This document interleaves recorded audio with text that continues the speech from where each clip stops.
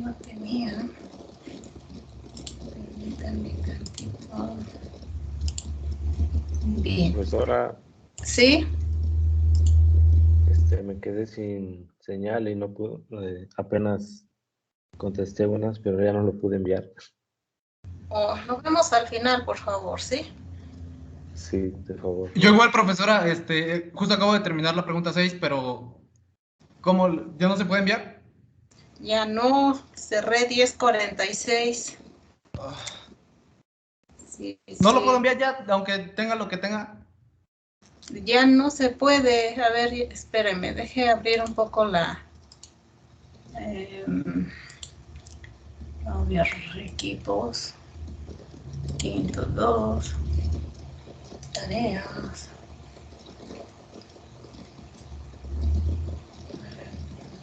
¿A dónde está? Evaluación continua. A ver.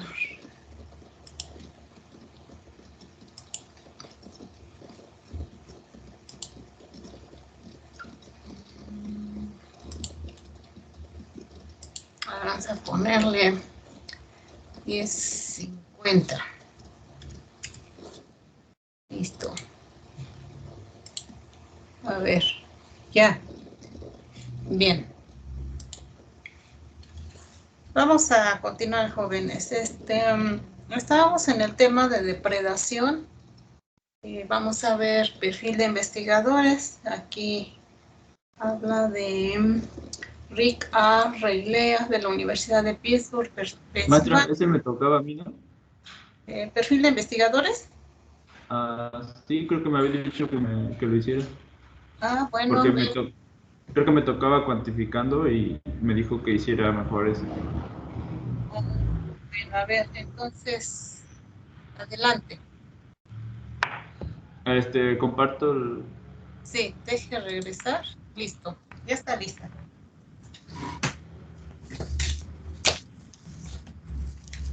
Ustedes, Alan, ¿cerradas?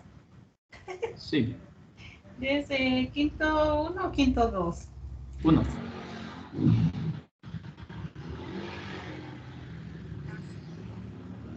¿Ya se ve? Sí, adelante, por favor. Bueno, en este perfil de investigadores de Rick Reilea, Sí. de esta universidad, al principio nos da como que una pequeña introducción de cómo la depredación afecta al pool genético y sobre todo habla sobre la inducción, que es cómo afecta incluso al comportamiento de los individuos presa, que cambian su comportamiento para evitar a los depredadores, esconderse, ser menos atractivo para ellos o algo así. Y su trabajo consta de estas dos especies, Sí. que es esta rana. Bueno, en su trabajo es de la etapa larval y de esta parte del renacuajo, perdón. Consistió en llevar unas piscinas portátiles, menciona, y ver cómo, y poner, digamos, como que dos grupos. Uno en el que los renacuajos se desarrollan sin depredador, sin presencias de depredador, que es la ninfa esta, de la libélula. Sí. Y en otra, pone igual a los renacuajos, pero con las larvas de la libélula enjauladas, solamente que estuvieran ahí, aunque no las atacaran. Bien. ¿Cuál Y es el menciona objetivo, Alan, perdón, cuál es el objetivo de esta investigación? cómo afecta el depredador a las adaptaciones de la presa.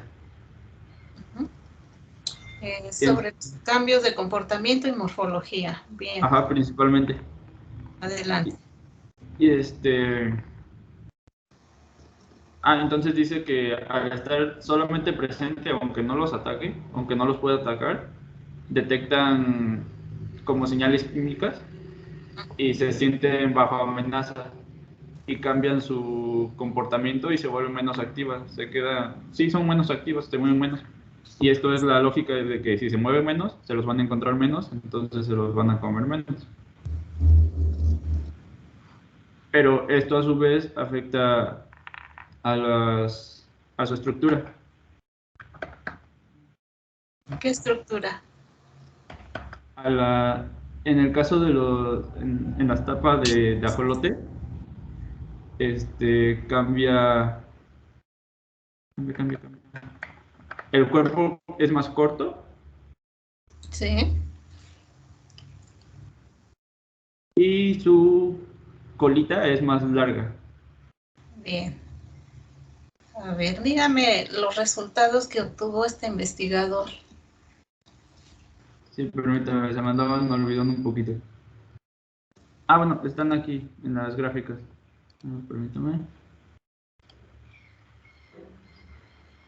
Ajá, bueno, aquí nos habla de la actividad, que era lo que mencionaba, que se movían menos con un depredador. Sí. Y aquí tenemos... creo que puse la misma. Me faltó la gráfica donde está lo de en la etapa de renacuajo. No me di cuenta que al pegar se puso la anterior hasta ahorita. Bueno, pero el chiste es esto de que las colas y el cuerpo se hace más pequeño, bueno, crece menos, se desarrolla menos, y la cola es más larga. Y había una conclusión a esto, de que había estudios previos que los renacuajos con las colas más largas y cuerpos más cortos se escapan mejor de las larvas de las libélulas. Sí. Y esta sería como una forma de plasticidad fenotípica. Bueno, Bien. se traducen. Sí, por ahí hay un concepto que menciona. A ver, dígame, ¿qué es la inducción? Es lo que mencionaba al principio, que es como los depredadores, se podría decir que obligan a las presas a cambiar su comportamiento, sus maneras de esconderse, de reducir la actividad. ¿Qué más? Bueno, esto se traduce al reducir su actividad a menos cantidad de alimentos que consumen, cambia su morfología. Bueno, sí es eso. Bien. Ahora, ¿qué pasa? Por ahí al final dice, estas ranas crecen con un cuerpo muy pequeño, ya pasan del estado de ajolote al estado de rana. ¿Cómo quedan ya en el estado adulto? Menciona que aparte de los cambios que se reflejan en los ajolotes, que ya cuando se pasan a ranas, notaron también unos cambios que en los que están expuestos a depredadores, que es cuando en larvas el cuerpo es más pequeño y la cola más larga. En adultos, las extremidades traseras, o sea, las patas traseras y delanteras, son más largas y los cuerpos son más pequeños, más estrechos. Más estrechos. Conclusión. Que afecta, tan solo la presencia del depredador afecta la morfología en este caso la presa, que es la rana. Bueno. Ahí le faltó revisar bien la introducción. Hay muchos conceptos que vienen, desde que tocamos el tema de depredación ahí como en la selección de los depredadores, en su tamaño, forma, pues de esta manera funciona como un método de selección natural y que altera primero el fenotipo, pero también altera la composición genética o el pool genético de las especies. Y se ve aquí al final, ¿no? Las ranas que en estadio de renacuajo son sometidas a este estrés por depredación, pues su cuerpo se vuelve más pequeño y sus extremidades más largas, y eso, como usted lo dijo, para evadir al depredador, ¿no? También ahí se menciona, pues también los depredadores tienen influencia en las características de las presas, ahí también se mencionó, pueden reducir su actividad, pero pueden evadirla, pero cambia toda esta morfología, ¿no? Y este cambio en el fenotipo de las presas inducidas por la presencia y la actividad de los predadores se le denomina inducción, y dice representa una forma de plasticidad fenotípica, que es lo que presenta la rana, ¿no? En esa adaptación morfológica de extremidades grandes y cuerpo muy pequeño. Bien, pues nada más, joven, gracias. Bien, joven, vamos al punto 15, jóvenes. Voy a regresar un poco, gracias. A ver, entonces ya, cerrémoslo. Bueno, aquí nada más la gráfica que le falta a su compañero, pues es esta de cómo fue cambiando el promedio, ¿no? De la medida de los renacuajos, longitud de la cola. Dice, cuando no hay depredador, pues es más chiquita, ¿no? Cuando es depredador, aquí más grande. Aumenta, y lo mismo el tamaño del cuerpo, cuando no hay depredador, pues es normal, y acá disminuye. Y estos son los dos que especificó su compañero. Bien. Y bueno, ver que jóvenes, que alguien pues hace estos experimentos que, bueno, sinceramente a mí no se me hubieran ocurrido. A ver, vamos ya con el último tema, que es de ecología de poblaciones, jóvenes. Con este terminamos la unidad 3 y la próxima clase espero empezar con la unidad 4. Bueno, antes de esto, para el día jueves tiene su evaluación de las... Sí, el jueves lo vamos a hacer, no, perdón, no tengo clase jueves con ustedes, es el miércoles. Miércoles tenemos evaluación de interacciones intraespecíficas, interespecíficas y depredación, de los 3 temas, por favor, el miércoles.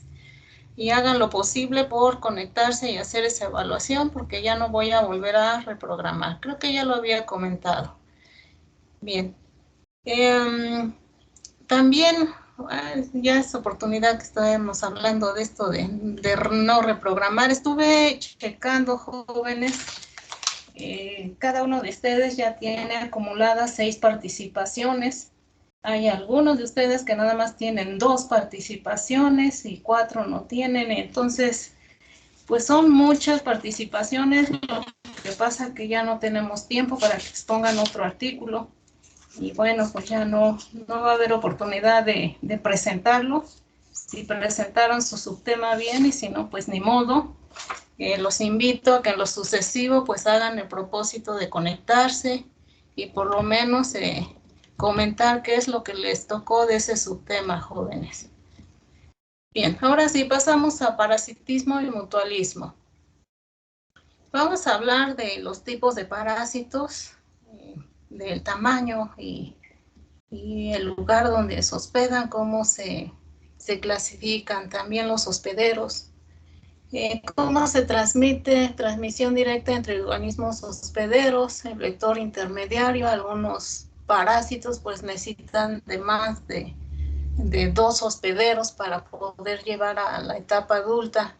Diversos hospederos y estadios participan en la transmisión.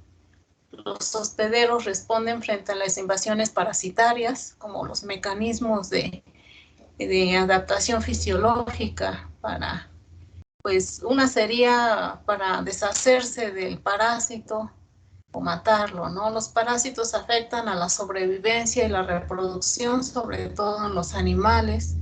Los parásitos regulan las poblaciones de los depredadores. El parasitismo puede convertirse en una relación positiva. Bueno, aquí ya no hablaría de parasitismo, sino ya viene siendo un mutualismo. Los mutualismos simbióticos participan en la transferencia de nutrientes. Mutualismos simbióticos y asimbióticos, vamos a ver ahí. Mutualismo de polinización, el mutualismo y la dispersión de semillas, y el mutualismo puede afectar la dinámica de una población. Aquí ya lo habíamos visto en el artículo que ustedes leyeron. El mutualismo, pues ambos individuos se benefician. El comensalismo, un individuo se beneficia, el otro pues no le perjudica, ¿no? Y el parasitismo, pues siempre el parásito es el que se beneficia y el hospedero pues es el que sale perdiendo. Bien, en la introducción, los parásitos dependen o habitan en el organismo hospedador durante un determinado periodo de su vida. Esta relación ecológica pues la vamos a llamar simbiosis, aunque es negativa si hablamos de parásitos. El hospedador pues va a constituir no solo su hábitat, sino también la fuente de alimento del parásito. En algunos casos pues va a ser una relación forzosa. Necesita el hospedadero, necesita del hospedadero para sobrevivir y reproducirse, ¿no? Bueno, el objetivo, vamos a conocer las estrategias de adaptación de organismos en la interacción ecológica interespecífica. Vamos a hablar de parasitismo y el mutualismo que influyen en la dinámica de poblaciones. Bien, vamos a iniciar con el tema 1 para definir qué es el parasitismo.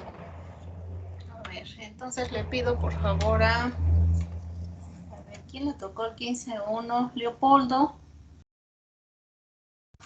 Gómez Martínez, ¿sí está?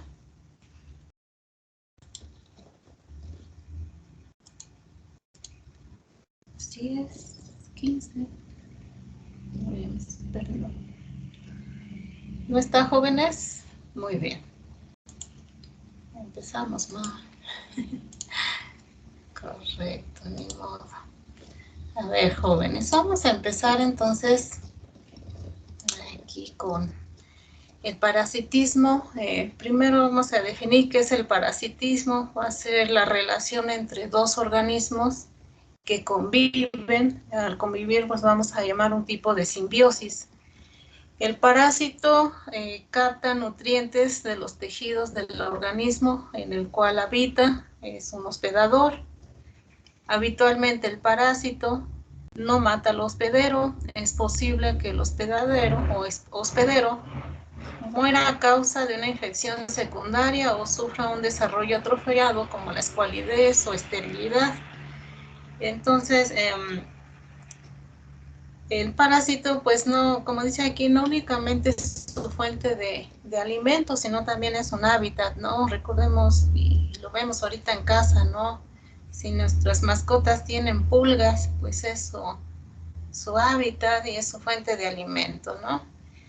¿Cuándo vamos a llamar una infección? Cuando hay una fuerte carga de parásitos y como resultado de esa fuerte carga de parásitos, pues se producen enfermedades, ¿no? Llámese de plantas o animales también, ¿no? A ver, vamos a ver aquí las categorías de los parásitos. A ver, primero, ¿qué incluye los parásitos? Los parásitos van a incluir a los virus, las bacterias.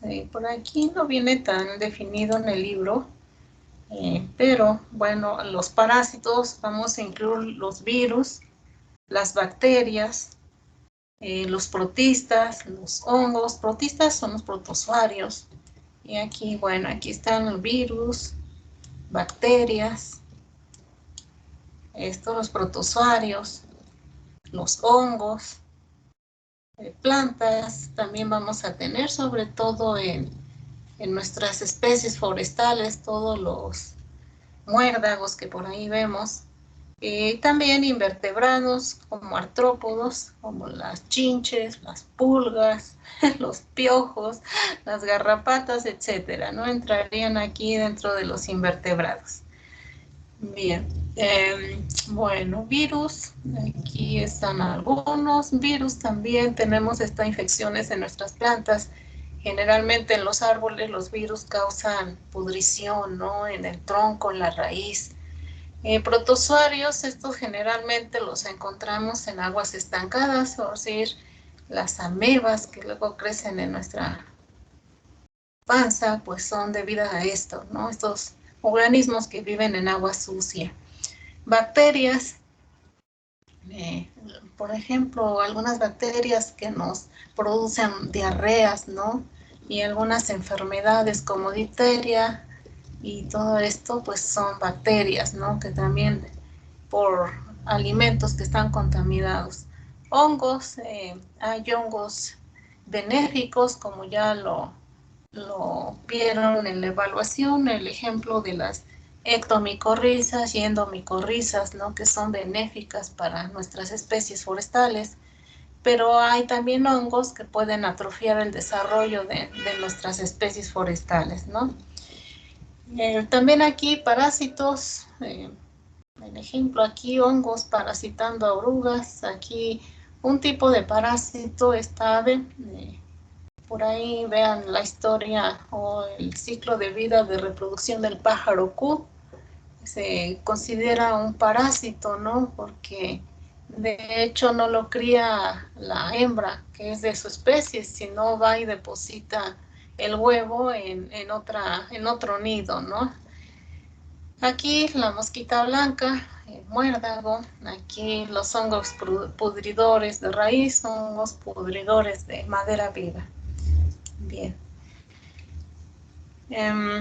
Ahora, clasificación de los parásitos en cuanto a su tamaño. Podemos en dos, que son microparásitos, en los que pues a simple vista pues no los vemos, ¿no? Los virus, las bacterias y los protozoarios.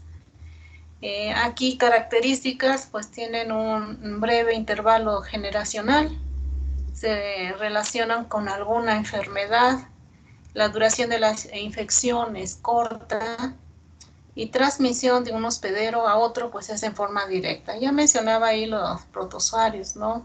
Por aguas contaminadas y bueno, y se relaciona en su mayoría con enfermedades. Ahora, en cuanto macroparásitos son los que pues relativamente podemos ver, son más grandes. El ejemplo, las planarias, que las podemos encontrar en aguas sucias, los nemátodos, tremátodos, piojos, pulgas, garrapatas, los hongos, las rollas. Rollas, esto lo vemos en las hojas cuando tienen como un polvo color amarillo, ¿no? O anaranjado o color negro, pues se asocian a las rollas, ¿no? Quienes tengan cultivo del café, por ahí dicen la roya del café, pues es esto, ¿no? Pues no sabría qué decirles si son hongos o son parecidos a hongos, es como un polvo que atrofia pues las hojas, ¿no? Sobre todo en hojas, pues ahí impide el proceso de fotosíntesis. Tizones, lo mismo, ahí en hojas. La cúscuta, esa planta que vemos como fideo amarillo, pues es un parásito. Orobanques y muérdagos. Orobanques son, a ver si lo puse. No, creo que no. Viene más adelante. Son una especie de plantas que son parásitas, pero estas crecen, bueno, se alimentan de las raíces de los árboles, los orobanques. Son plantas que carecen de clorofila, pero se alimentan del árbol a través de la raíz. Los muérdagos, pues estos sí los hemos visto, ¿no? También se van alimentando de la savia del árbol. Aquí su lapso generacional o su ciclo de vida es más largo. No permanecen un ciclo vital completo algunos en un único hospedador. Por decir, los muérdagos pues necesitan de los árboles, de los pájaros, ¿no? Para diseminar la semilla y y pasar a otro árbol. Se expanden mediante la transmisión directa de un hospedador a otro a través de organismos intermediarios, como en caso de muérdago, pues en caso de esto, pues los pájaros, ¿no? Tanto los microparásitos y estos macroparásitos también se pueden denominar patógenos, van a ejercer efectos en las poblaciones hospederas, y sobre todo aquellos árboles, aquellos organismos que no han desarrollado defensas contra ellos, ¿no? Y bueno, y pueden llegar a diezmar o eliminar una población. El ejemplo acá en Xochimilco, por ahí tienen el problema del muérdago sobre Salix, ¿no? Y bueno, y puede, incluso el muérdago, pues puede matar al árbol. Bueno, los parásitos ejercen efectos muy marcados cuando se introducen en poblaciones de hospederos que no han desarrollado defensa contra ellos. Ejemplo, en toda, por decir, sobre todo estos parásitos micro o macro cuando son exógenos, ¿no? Es decir, cuando se traen de un lugar a otro, pues pueden causar la pérdida de toda una población, ¿no? De hecho, por decir ahorita en diciembre, cuando se empiezan a importar árboles de Navidad, no se revisa de que no traiga plagas, porque sería una plaga exótica para las especies que tenemos, ¿no? Y bueno,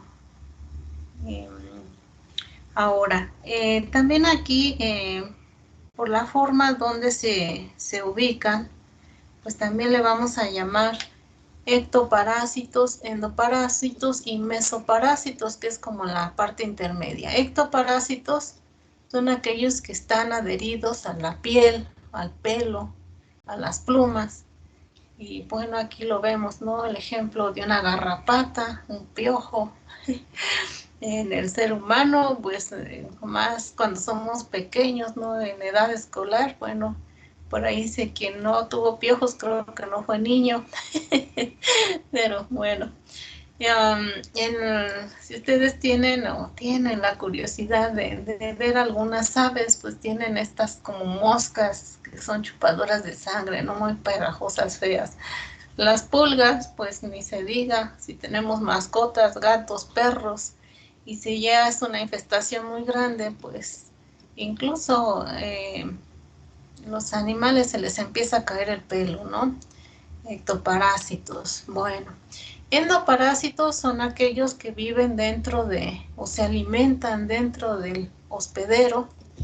El ejemplo aquí, pues las Ascaris lumbricoides, que pues si no nos desparasitamos, por ahí podemos tener lombrices, ¿no? Aquí pues es un virus. Aquí cuando presentan nuestros árboles como exudados, es un virus que está pudriendo la madera. Los muérdagos son mesoparásitos, de hecho están arriba de la rama, pero sus raíces llamadas austorios, pues como le dijera, se introducen en las ramas de los árboles, ¿no? Y estos serían los frutos del muérdago. Y mesoparásito sería como la fase intermedia, podría decir que este es un mesoparásito, está sobre la rama, pero aún así sus austorios penetran el xilema. Y pues nada más, del 1 hasta ahí terminaría. Bien, vamos con el 2. A ver, 2, ¿quién le corresponde? 15-2. Buenos días, profa, me tocó a mí. Sí, adelante, Vienes. Deje. ¿Sí me escuchan? Sí, adelante. Voy a intentar presentar. Espero que sí, bueno, estoy teniendo un poco de fallas con mi internet, espero que sí se alcance a proyectar. Sí. Creo que estos se marcaban el de usted, ¿verdad? Los ectoparásitos siendo parásitos. Bueno. ¿Me puede decir si ve mi pantalla, por favor? Se ve negro, negro. Ya, listo. Oh, mire.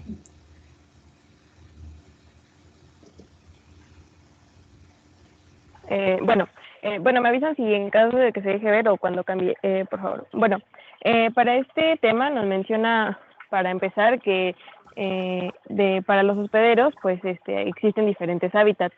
Nos menciona primero que se dividen en dos, que serían los ectoparásitos. Estos, bueno, son los que habitan en la piel, bajo la cubierta protectora de plumas y pelo, pues esto digamos en caso de animales. En este caso, pues yo puse dos imágenes, me parece que es una garrapata y un piojo, fue como que lo más representativo, que son pues, los ectoparásitos que todos... Son chinches. Perdón, es que Ay, no, sí, no los ubico bien. Sí, es una garrapata y una chinche. Ay. Así. Sí. Uy. Un poco desagradables, perdón. Y bueno, por otro lado tenemos los endoparásitos y estos pues son los que viven al interior del hospedador. Estos en ocasiones pues llegan a formar madrigueras bajo la piel y bueno, me sorprendió la verdad la gran cantidad de lugares, digamos, dentro del ser humano o dentro de un animal en el que se pueden hospedar. Nos menciona en el libro que es en el torrente sanguíneo, el corazón, el cerebro, el tracto digestivo, el hígado, el brazo, incluso la cubierta del estómago, la médula espinal, o sea, son muchos, bueno, en el caso de los peces en sus vesículas, o sea, son muchos lugares, o sea, prácticamente pueden estar en todo el cuerpo, y pues, o sea, principalmente nos menciona esto. También,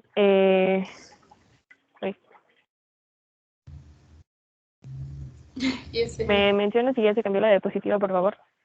No, todavía no, pero continúe. Bueno, en lo que se cambia. Sí. Ok. Bueno, en cuanto a las plantas, también nos menciona pues que en estas se pueden alojar en la corona o en la parte, digamos, de la entrada de la raíz, por así decirlo, en las hojas también, en la madera, se puede alojar, que pues esto es algo que nos concierne a nosotros. Entonces, pues también, bueno, menciona, pues sí, o sea, hoja, raíz y tallo, que es pues toda la planta básicamente, Sí. que es donde se pueden alojar estos parásitos en sus diferentes formas. Y bueno, otra cosa que nos menciona en este tema, pues es que los parásitos, digamos que su un factor o algo que es importante, digamos, es la forma en la que van a entrar o a salir del hospedero.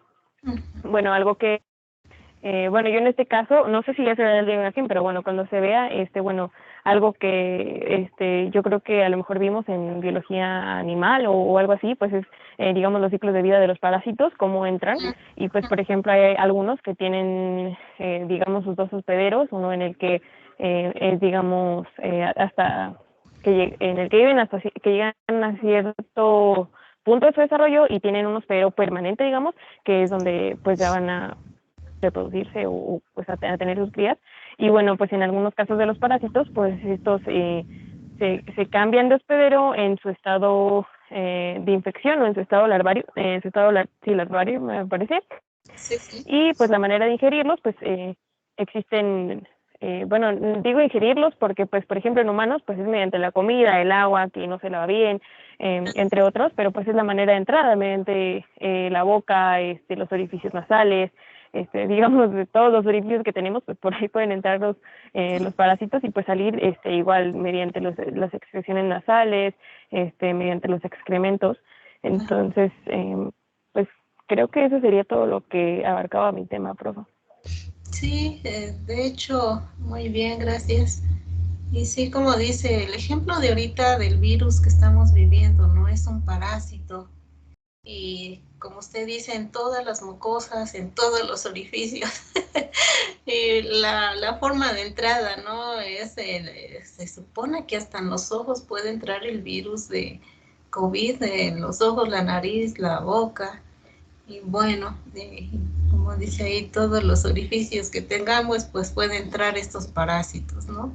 De hecho, jóvenes, es un tema, les soy sincera, hay unas imágenes muy feas, no las quise poner, pero en caso del ser humano, incluso hay Haz de cuenta como unos tipos de lombrices que se pueden alojar hasta en los ojos, en el cuerpo. No, una cosa espantosa, ¿no? Y sí, sobre todo en estos países donde pues no hay hábitos de higiene, ¿no? Donde se consume agua contaminada, pues es todos estos tipos de enfermedades, ¿no? Hay una enfermedad en África que se llama elefantiasis, ¿no?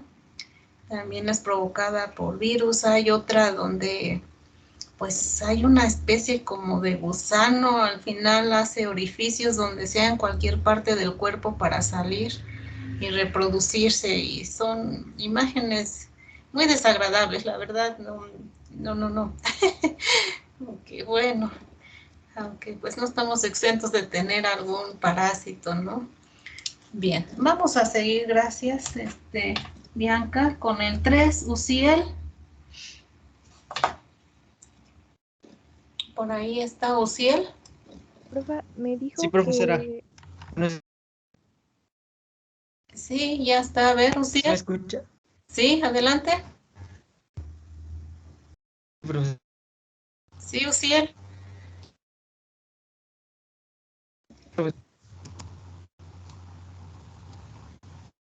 Híjoles, no se va a escuchar.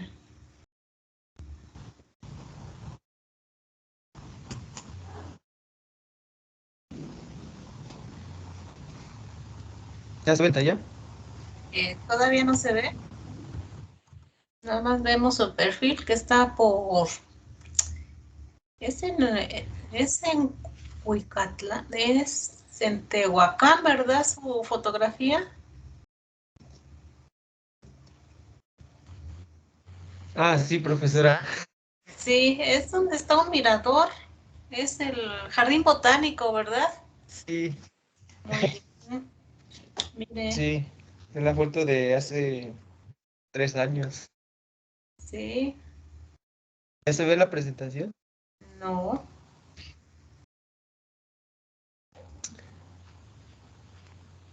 Oh, pero ya estoy...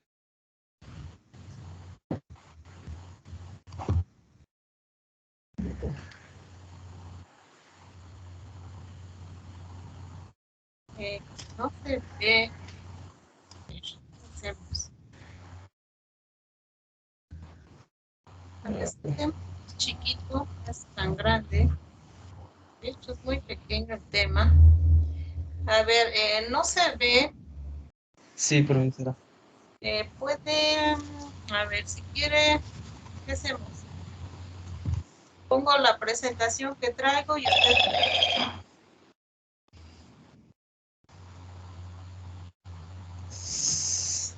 Sí, profesora. No se ve. ¿Final?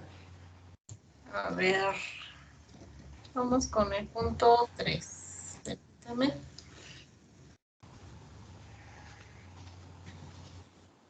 A ver. A ver, ¿cómo se transmiten los parásitos, Suciel?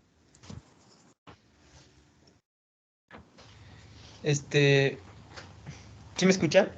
Sí, sí lo escuchamos. Adelante. Pues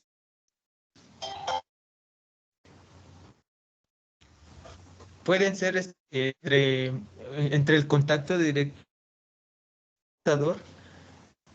bueno, entre los pueden contagiar así teniendo un contacto directo. En el caso de los animales, como por ejemplo,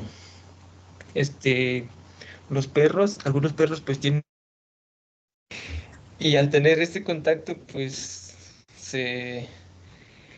el que está infectado le contagia al que no tiene parásitos. Ajá.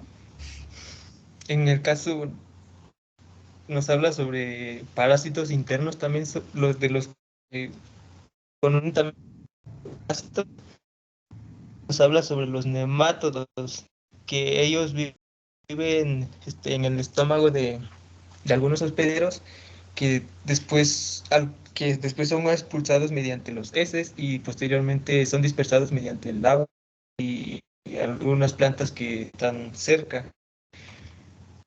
Otro es en el caso de las plantas, pues nos habla mucho de lo que son los holoparásitos, que son plantas que no tienen clorofila y que captan agua y nutrientes del hospedero. Ujú. El texto nos había dado un ejemplo sobre lo que era el orobanque. Es Ajá. una hemiparásita que está presente en la raíz de los robles. Otro también es el muérdago, que este muérdago pues absorbe todo lo que es la savia bruta que produce el árbol y bueno, se lo queda, digamos, ¿no? Y esto se entraría en un punto de achitamiento y después se creo que sería todo, profesor. Mire que casi se oyó muy Es que es cortado. muy corto Sí, no, y eso internet. No, no hay problema. A ver, sí, vamos a. Disculpe. Ahorita Ahora, hay una transmisión directa. Primero se transmiten, puede ser directa, ¿no? La transferencia de un parásito a un hospedador o también mediante el contacto con alguien, un portador, ¿no? El ejemplo en animales, pues a lo mejor un perro que trae pulgas se junta con otro que no trae, pues ahí ve su isla corriente y va para él, ¿no? Parásitos internos como las cárices, esas lombrices, ¿no? Habitan en el tracto digestivo de los mamíferos, las hembras por aquí se ponen miles de huevos en el intestino del organismo hospedador y son expulsados, ya lo mencionó su compañera Vianey, Bianca, son expulsados por las heces, se dispersan en ambientes circundantes, en el agua, en el suelo, en las plantas, y a un animal a lo mejor come plantas y están infectadas con estos huevecillos, ¿no? Si algún hospedador ingiere esos huevos, estos eclosionan en el intestino y las larvas se abren paso por el torrente sanguíneo, finalmente se establecen en los pulmones, después suben a la boca y en general por medio de la tos pues son son ingeridos nuevamente para entrar al estómago donde maduran, se reproducen y bueno, otra vez ahí sale por el excremento, ¿no? Parásitos externos, ya mencioné, ahí el contacto físico con los animales, por ahí cuando vemos los perritos con sarna, pues son ácaros, ¿no?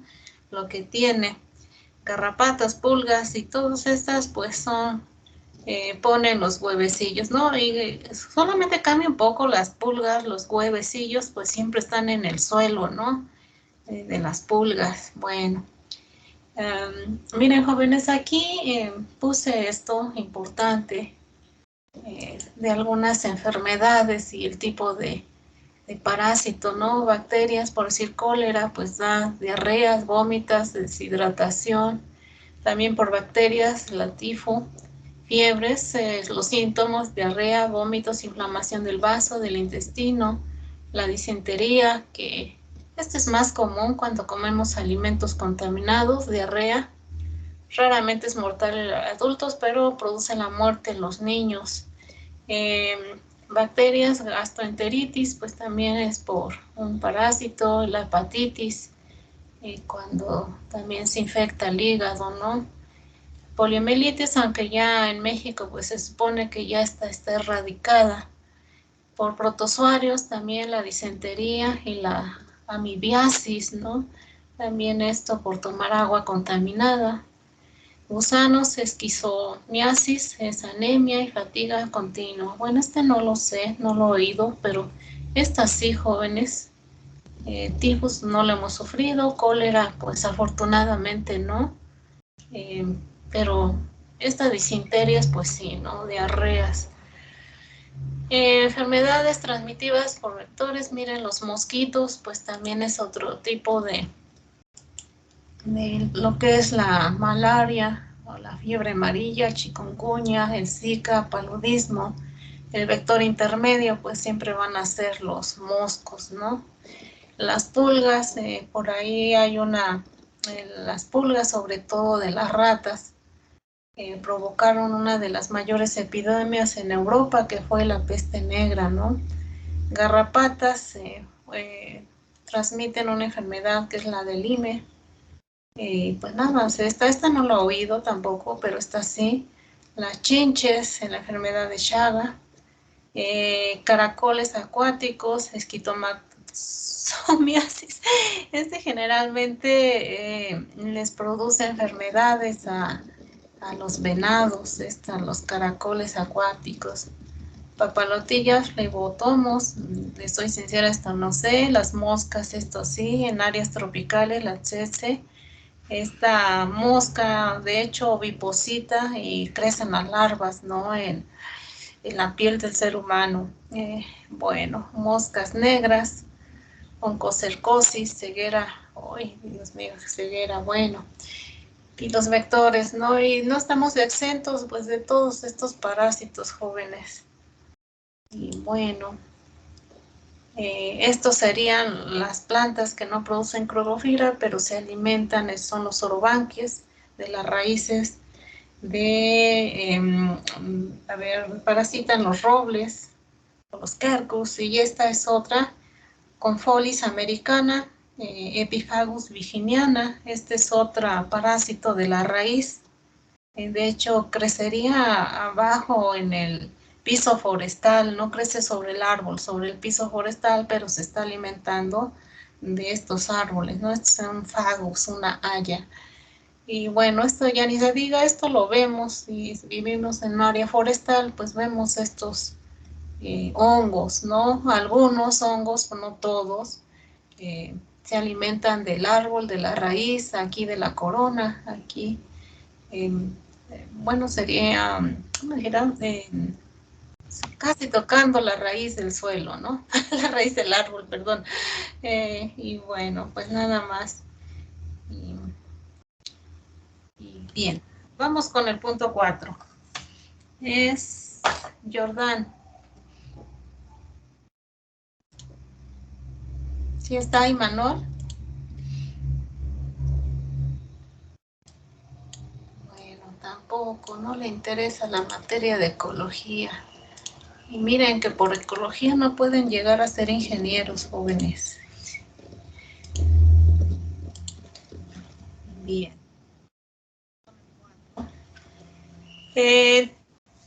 También aquí ya esbozó su compañera Bianca sobre estos hospedadores, no nomás uno, otro. Hay parásitos que necesitan más de un hospedero y les vamos a llamar vector intermediario. Algunos parásitos se transmiten entre hospederos a través de un intermediario o un vector. El ejemplo, las enfermedades, por decir, de chikungunya, la fiebre amarilla, pues el vector es el mosco, ¿no? Un artrópodo, por decir la garrapata, patinegra, transmite la enfermedad del Lyme causada por una bacteria, espiroqueta. Habitan el torrente sanguíneo de vertebrados, aves, ratones, ciervos y humanos. Esta bacteria necesita o depende de la garrapata, pues, para transmitir esa enfermedad, ¿no? Al hospedero. Otro ejemplo es la malaria, que infecta a un amplio grupo de especies de vertebrados, incluyendo al humano. Aquí, quien realmente es el parásito, pues son los protozoarios, pero necesitan este vector intermediado, que son los moscos, ¿no? A ver, aquí los protozoarios es Plasmodium, causan la malaria en humanos, se transmiten en el torrente sanguíneo por la picadura de las hembras del mosco Anopheles. Recordemos aquí, en caso de los moscos, ya en la etapa adulta, en las primeras etapas se las viven como larvas en el agua. Cuando se van a reproducir, únicamente la hembra es la que se alimenta, el macho no se alimenta. Entonces, todos los mosquitos que vemos como zancudos son hembras. Y bueno, son las que infectan, ¿no? Los moscos transmiten más del 50% de aproximadamente 102 arbovirus, es decir, virus transmitidos por artrópodos, producen el dengue y la fiebre amarilla, ¿no? Sobre todo en los países tropicales, jóvenes, vemos mucho esto, las enfermedades transmitidas por los moscos, por así la malaria, el paludismo, chikungunya. Es una infección parasitaria con más extensión geográfica, aunque en el trópico es su zona de mayor concentración, el 40% de la población mundial está expuesta al parásito. Aquí se supone, y hay estudios donde pues ya estos animales están migrando a zonas más frías, ¿no? Causas, el parásito responsable del paludismo se llama el plasmodium, el protozoario. Existen 4 especies que transmiten la enfermedad al hombre, de las cuales se puede ser mortal, el Plasmodium falciparum. El parásito está presente en la saliva del mosco, penetra el cuerpo humano cuando el insecto infecta o nos pica. Otra forma de transmisión es por medio de la transfusión de sangre de una persona infectada. Bueno, aquí nos pican. ¿Qué más dice? Síntomas: dolor de cabeza, escalofrío, sudoración, fiebre, defectos en la coagulación sanguínea, ictericia, cuando nos ponemos amarillos, la piel y los ojos, insuficiencia renal o hepática, hay un shock, trastorno del sistema nervioso central y se entra a un estado de coma. El parásito se aloja en el hígado del huésped, causando una infección hepática. Desde ahí se dispersa hacia el torrente sanguíneo, causando una infección sanguínea, ¿no?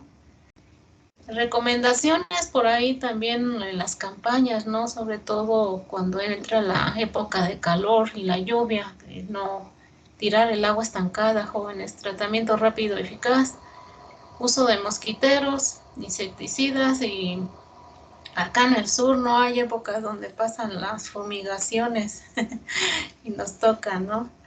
Bien, y bueno, que aquí menciona en África, pero en todas las áreas tropicales es donde tenemos el problema de los moscos, ¿no? El otro ejemplo, pues, es esta de las caries. Bueno, aquí, uy, está feo, veo. Los moscos se alimentan de la sangre, entran a la piel, transmiten estos protozoarios, se alimenta. A ver, el 2, los adultos en los vasos linfáticos, se producen microfiliarias como vaina que migran a los canales linfáticos sanguíneos, y bueno, aquí se empiezan a desarrollar y migran. Bueno, la enfermedad del IME es transmitida también un protozoario por las garrapatas, y también pueden afectar al hombre. Los dolores de cabeza, pérdida de audición, dolor muscular, eritemas, como ronchas, ¿no? Fiebre, escalofrío, cansancio, debilidad, náusea, vómitos, complicaciones cardiovasculares, y es lo que produce este pequeño protozoario. A ver, este último, Wisherari Blancotti. Déjenme investigar esto qué fue. Esto sí. Y bueno, aquí es el ejemplo de cuando se hospedan algunos protozoarios en los caracoles, sería el intermedio, y luego lo comen los venados. Lo vamos a ver esto. Incluso es una causa de las enfermedades en los venados, que mata sobre todo a las crías por las fuertes diarreas.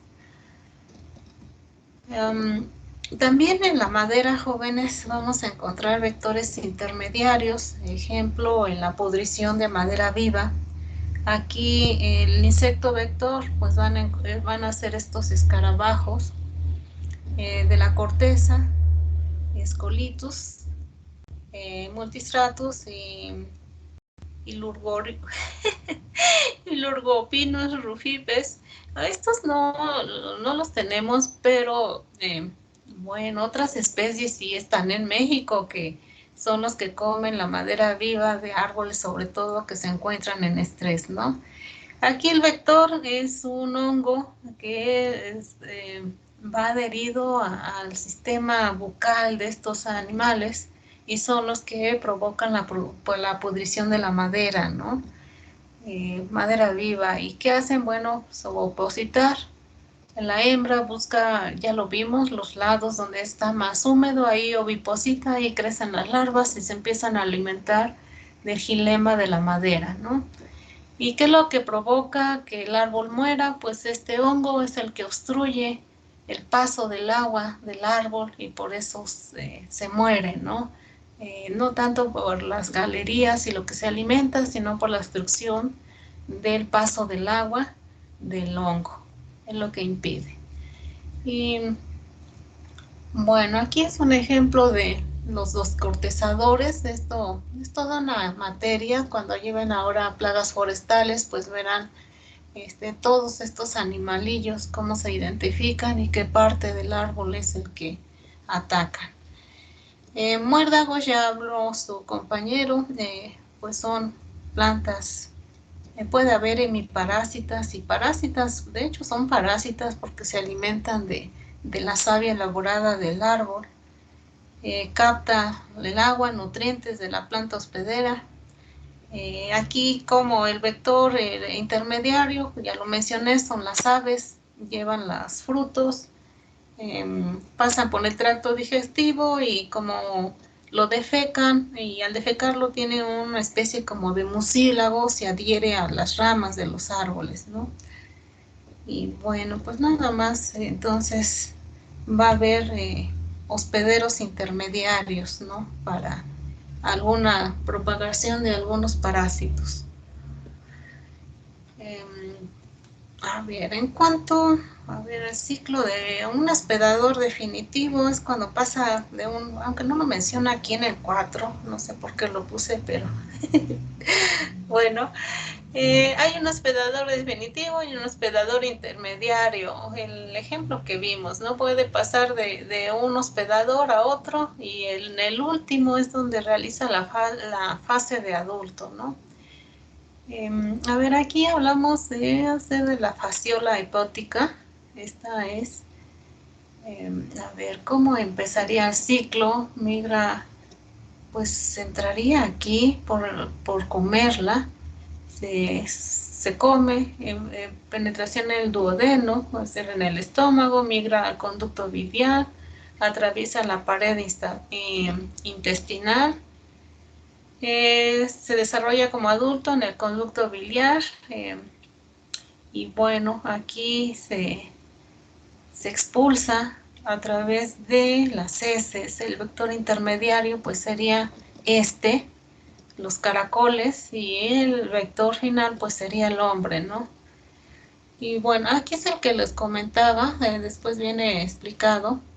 El verbe meningeo para la Postrongylus tenuis, parásito del ciervo de Virginia. El hospedero inicial son las caracoles y las babosas. Bueno, hospedero intermedio, caracoles y babosas son hospederos intermediarios para la fase larval, y el ciervo de Virginia es el hospedero final. Pero aquí, a ver, ¿cómo empezaría? Pues aquí en ¿no? El hospedero intermediario, los caracoles, debe de ser un protozoario. Lo come. La larva penetra en el estómago de los venados, en la pared, y migra hacia el cordón, hacia la médula espinal de la médula. A ver, perdón, si no sé el inglés me ayudan. Después, como el gusano adulto deposita los huevos sobre el cerebro, Dios mío, sobre el cerebro del venado, la larva eclosiona y migra los pulmones, y después son expulsados a través de las heces. Las larvas se alimentan y son pasadas a través de las heces. Bueno, ¿qué provoca en el venado? Aquí infecciones, y provoca, pues aquí vemos la muerte. Ay, Dios mío. Y lo mismo, la larva, el gusano viaja a través del cordón espinal, de la médula espinal hasta el cerebro, y estos venados muestran signos de un comportamiento anormal. Los venados mueren. Perdón. Ay, chicos, estoy reprobada en inglés. Bueno, entonces vector intermediario son los caracoles, lo ingestan, viaja todo el torrente sanguíneo, la médula y se expulsa a través de las heces. Bueno, deben ser protozoarios, son los que tienen vectores intermediarios. Bien. Punto 5. Bueno, no sé ni por qué lo puse ahí. A ver, chicos, el punto 5. Edgar Francisco, ¿está? Francisco. Sí, profesora, aquí estoy. Ah, muy bien. Adelante, por favor. Espero que su inglés sea mejor que el mío. Adelante.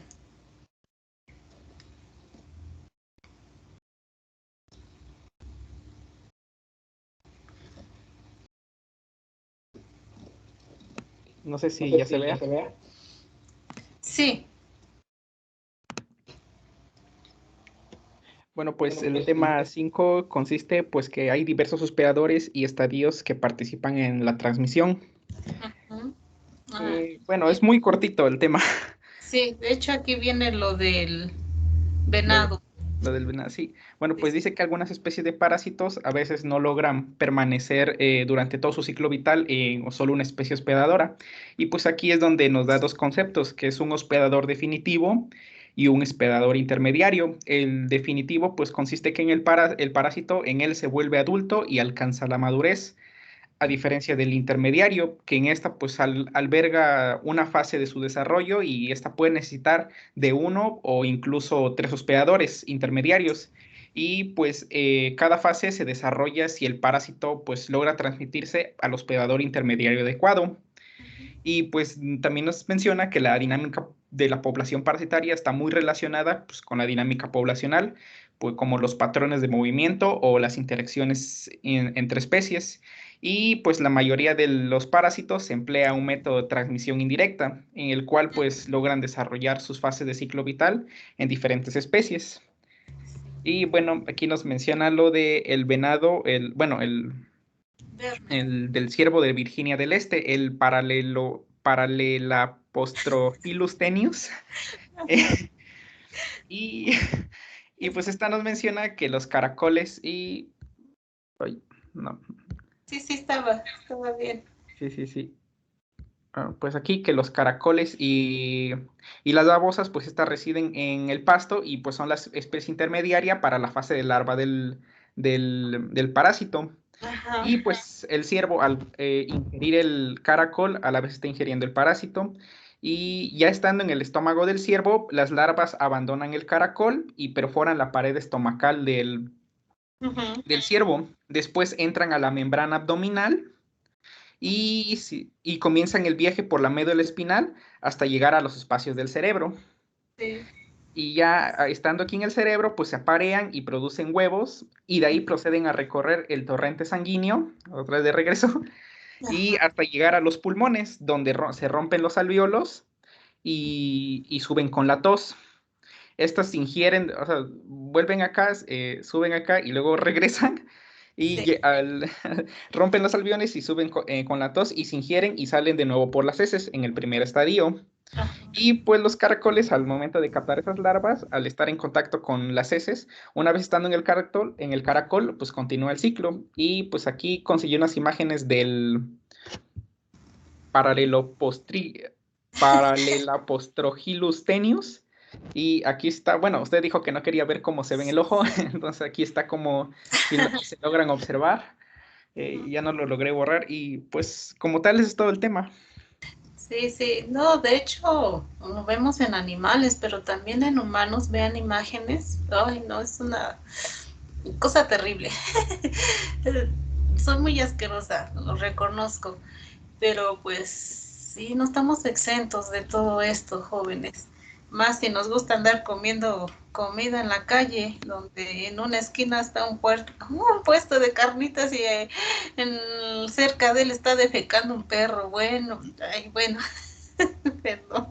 pero es esto. Y sí, es aquí estas enfermedades. A ver, por ahí dije algunas tonterías, jóvenes. En esto del caracol es un gusano, es un verme. Verme es un gusano, no es un protozoario, es un verme, es un gusano. Bien, muy bien, gracias. Y bueno, pues por algo estamos viendo este tema. Gracias, Francisco. A ver, su compañero Yair Ochoa, ¿sí se encuentra por ahí el 6? El 6. Yair,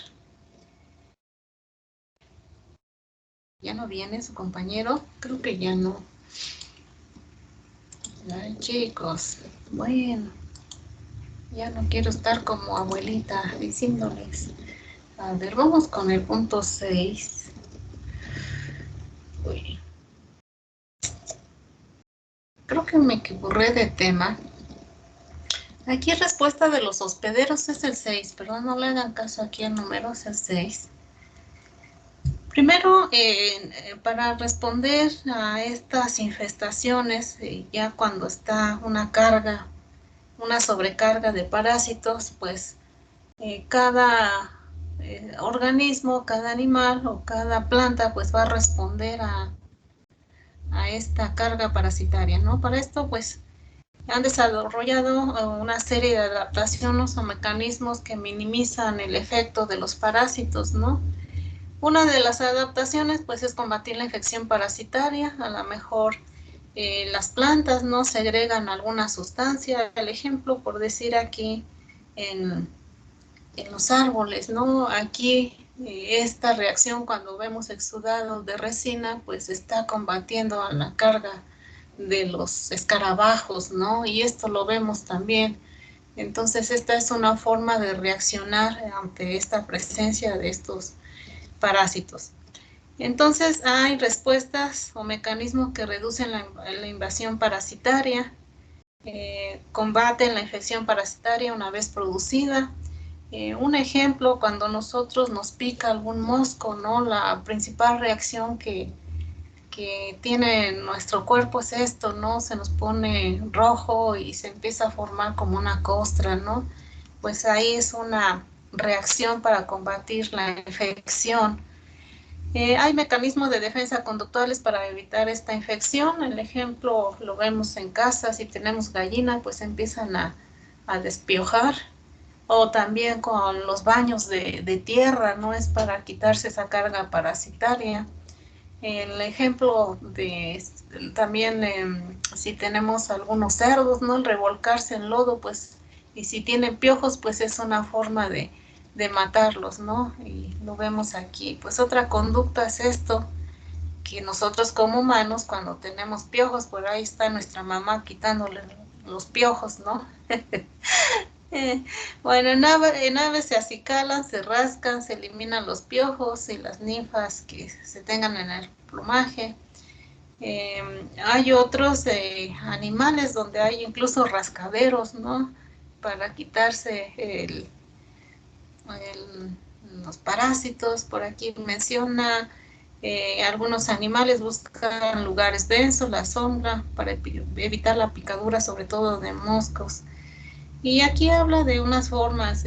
Primero, la primera forma de defensa en una infección, pues la respuesta es la inflamación como una forma de defensa. Otra sería la muerte o destrucción de células hospederas produciendo histaminas, alarmas químicas. Por ahí empiezan nuestros glóbulos blancos, ¿no? A combatir las sustancias extrañas. Bueno, aquí las histaminas provocan un mayor flujo sanguíneo, lo que produce inflamación. Los glóbulos blancos y otras células pues atacan directamente la infección, ¿no? Formación de costras de la piel para reducir los puntos de entrada, y por ahí tenemos la costumbre, ¿no? Si nos sale una costra, pues no la quitamos, pues estamos evitando a que nuestra piel se cure, ¿no? Producción de quistes duros en la piel. Ahí generalmente pues se aísla el parásito. Si ustedes vivan en zonas tropicales, por acá por Tabasco, Quintana Roo, si les toca trabajar en plantaciones en Yucatán. Por ahí hay un mosco que le dicen los tabanos, ¿no? Esas especies de moscos ovipositan en la piel y bueno, ahí queda el huevo y va creciendo la larva, ¿no? Y bueno, un ejemplo aquí habla de los quistes del nemátodo Trichinella spiralis en los músculos de los cerdos. Cuando se come carne contaminada con esto, pues puede viajar, ¿no? Incluso en esta enfermedad conocida como el cisticercus, donde pues viajan estas larvas y se alojan en el cerebro, ¿no? Las plantas, y aquí es por cuando no se cocina bien la carne y cuando la carne pues está contaminada por este nemátodo, ¿no? Ahora, las plantas, ¿cómo responden a esta invasión de parásitos? Pueden formar quistes como bolas, ¿no? En las raíces, en las ramas, en los troncos. Los frutos también se forman como costras. Y bueno, este exudado de resinas pues también es un mecanismo de defensa. En las plantas también hay otros parásitos como avispas, incluso se le llama avispas agalladoras, forman como una especie de bolas, ¿no? En las ramas de los árboles. Bien, también en caso de los parásitos, no únicamente en el tronco, también hay parásitos en los tallos, en los frutos, en las semillas, ¿no? Y ¿qué va más? Adaptaciones, a ver si puse acá. Así. La primera forma de defensa fue esta, ¿no? En las plantas los exudados, algunas sustancias químicas también que pueden segregar. En los animales, pues sería la conducta, la segunda fue las reacciones de la piel, ¿no? En la inflamación, las costras, el enquistamiento, ¿no? Ahora, la segunda fase o forma de defensa es la respuesta de nuestro sistema inmune.